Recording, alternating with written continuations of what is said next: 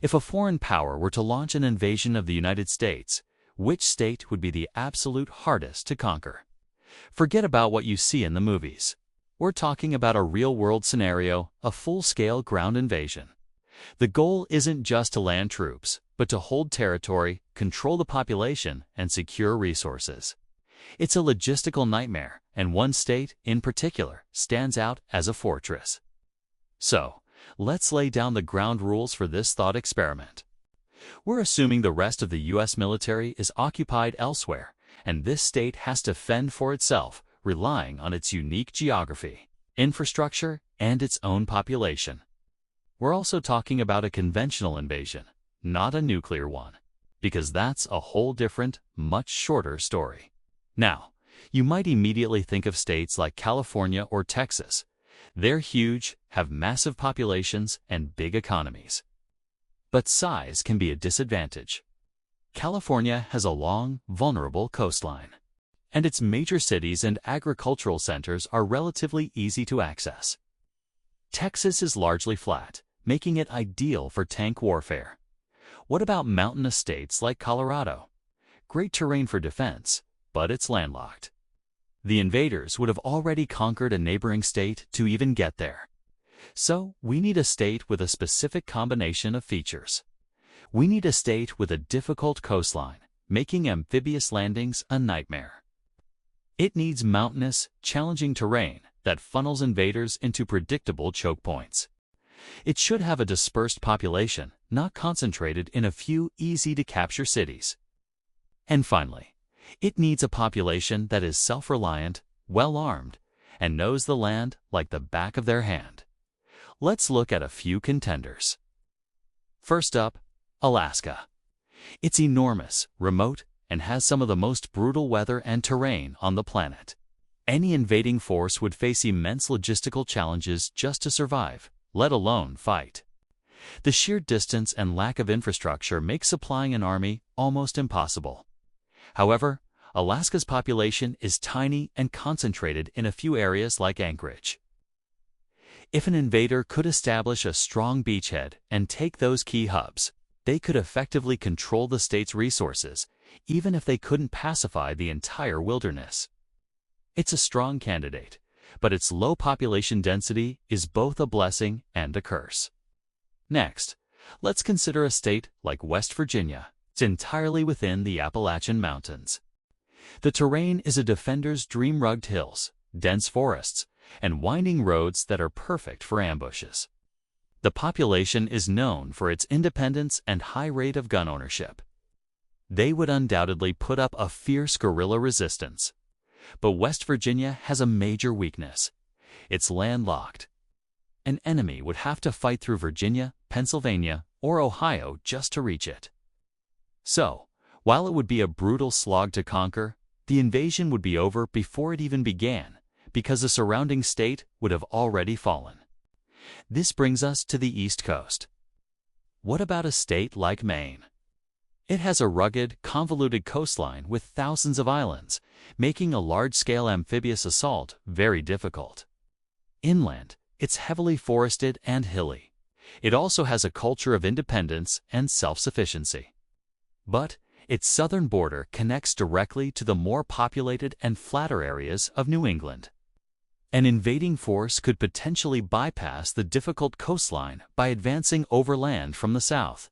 So, after weighing all the factors: geography, population, accessibility, and culture, one state rises above the rest. It's a state that combines the best defensive elements of all the others. It has a treacherous coastline, but it's not as vast and empty as Alaska's. It has formidable mountains, but it isn't landlocked like West Virginia. It has a resilient, independent, and well-armed populace spread across a network of small towns and isolated homesteads. The state that would be nearly impossible to invade and hold is ... Washington. Let's break down why Washington is America's ultimate fortress. First, the geography is a strategic nightmare for any attacker. The state is effectively split in two by the Cascade Mountain Range, a massive wall of volcanoes and jagged peaks running north to south. Any force landing on the coast would have to fight its way through these mountains to control the eastern half of the state. The passes, like Snoqualmie Pass, are natural choke points that could be easily defended and blocked, trapping an invading army on the coast. Speaking of the coast, Washington's coastline is not a simple sandy beach. The Puget Sound is a complex inland sea, a maze of islands, narrow channels, and deep fjords. It creates a defensive labyrinth. Any invading navy would have to navigate these tricky waters, all while being fired upon from hidden positions on the islands and shorelines. The San Juan Islands alone provide countless opportunities for ambushes and coastal defense batteries. A large fleet couldn't maneuver, and landing craft would be sitting ducks. The outer coast is rugged and pounded by the Pacific, with few suitable locations for a major amphibious landing. Let's say an enemy does manage to establish a beachhead, perhaps near Seattle. They've just captured a major city, but what have they really gained? They are now trapped. To the east, they face the impassable wall of the Cascades.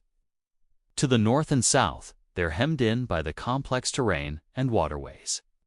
Their supply lines across the Pacific would be incredibly long and vulnerable. Meanwhile, the population of Washington is uniquely suited for a prolonged resistance. Eastern Washington, with its more open terrain, is home to a very independent and heavily armed population with deep agricultural roots. They could sustain themselves and wage a guerrilla war indefinitely. The western side, while more populated, has vast areas of dense temperate rainforest. The Olympic Peninsula is a fortress in itself, nearly roadless wilderness of mountains and dense forest, perfect for partisans to hide and launch attacks. Imagine trying to root out resistance fighters from the Hoh rainforest, where visibility is low and the terrain is a tangled mess. It would be a nightmare for any conventional army. The state's residents are accustomed to the outdoors. They are hikers, hunters, and fishers who know the land intimately. This home field advantage cannot be overstated. Furthermore, Washington's infrastructure is decentralized compared to many other states. While Seattle is a major hub, the state's economy and population are spread across numerous smaller cities and towns on both sides of the mountains, like Spokane, the Tri-Cities, and Bellingham. Capturing Seattle wouldn't cripple the whole state. The resistance could continue, supplied by the agricultural heartland in the east and hidden in the wilderness of the west. Let's compare this to our other contenders again. Alaska is too empty. Control the few population centers, and you've effectively won. West Virginia is landlocked. Maine's defenses can be bypassed from the south. But Washington? It's the perfect storm of defensive features.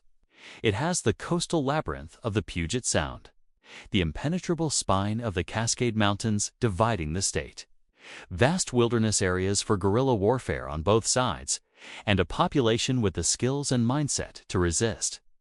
An invading force would be forced to fight a multi-front war, one against the geography itself and another against a determined and capable population. They would be bled dry in the mountains, harassed in the forests, and picked apart in the waterways of the Puget Sound. They could perhaps take a city, but they could never conquer the state. Washington would not fall. So there you have it. While every state would put up a valiant fight, Washington's unique combination of geographic barriers and a resilient population makes it the undisputed champion. The one state that an invading army would be wise to avoid at all costs. What do you think? Is there another state you believe would be even tougher? Let me know in the comments below. Thanks for watching. And don't forget to like and subscribe for more.